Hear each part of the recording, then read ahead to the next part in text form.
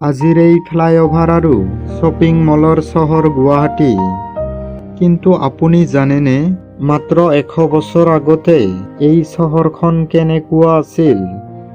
য'ত যান-জঁটৰ পৰিৱৰ্তে আছিল চৰাইৰ কলকাকলি আৰু ব্ৰহ্মপুত্ৰৰ শীতল বতাহ। আজিৰ এই বিশেষ ভিডিঅ'ত আমি খোজ দিম সেই পুৰণি গলিটোলৈ, য'ত আমাৰ পূৰ্বপুৰুষে এক শান্ত আৰু সৰল জীৱন কটাইছিল।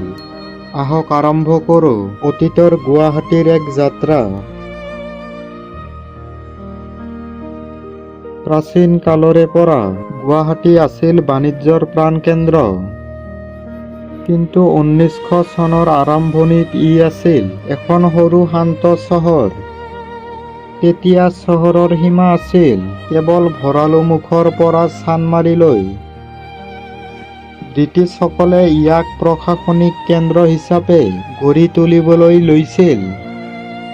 কটন কলেজৰ সেই ৰঙা ইটাৰ দেৱালবোৰে আজিও সেই সময়ৰ ইতিহাসৰ কথা কয়। যেতিয়া শৰাইঘাট নাছিল, ব্ৰহ্মপুত্ৰ আছিল সংযোগৰ একমাত্ৰ মাধ্যম। উত্তৰ গুৱাহাটীৰ পৰা মানুহবোৰে নাৱেৰে আহিছিল।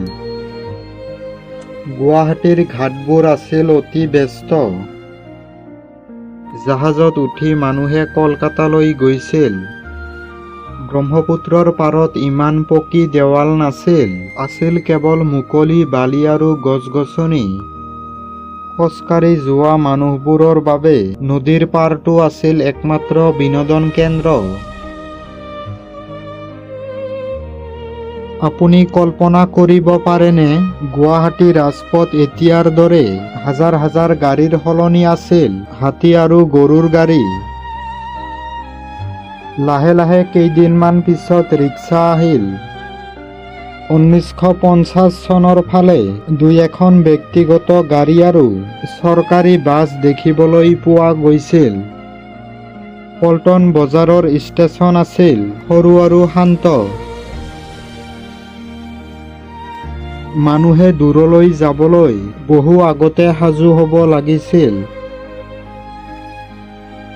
গুৱাহাটী আছিল শিক্ষাৰ কেন্দ্ৰবিন্দু। কটন কলেজলৈ সকলো উত্তৰ পূৰ্বাঞ্চলৰ পৰা মেধাৱী ছাত্ৰ-ছাত্ৰীসকলে আহিছিল।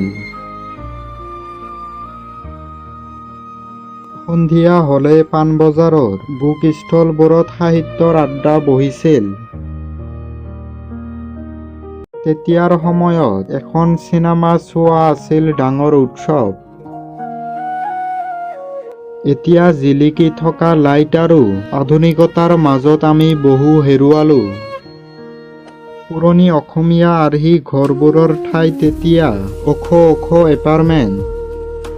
কিন্তু এতিয়া উজান বজাৰৰ কোনোবা গলি বা পাণবজাৰৰ পুৰণি লাইব্ৰেৰীটোত সোমালে সেই পুৰণি গোন্ধ পোৱা যায়। সময়ৰ হাতত চহৰখন সলনি হ'ল, কিন্তু আমাৰ স্মৃতিবোৰ একেই আছে। আপোনাৰ পৰিয়াল সেই পুৰণি গুৱাহাটী দেখিছিল নেকি? তেওঁলোকৰ পৰা শুনা কোনো এটা আমোদজনক কাহিনী কমেণ্টত আমাক জনাব। যদি ভিডিঅ'টো ভাল লাগিল, তেন্তে আপোনাৰ বন্ধু-বান্ধৱীৰ সৈতে ভিডিঅ'টো শ্বেয়াৰ কৰিব আৰু অসমীয়া ইতিহাস জীয়াই ৰাখিবলৈ চেনেলটো ছাবস্ক্ৰাইব কৰিব। ধন্যবাদ।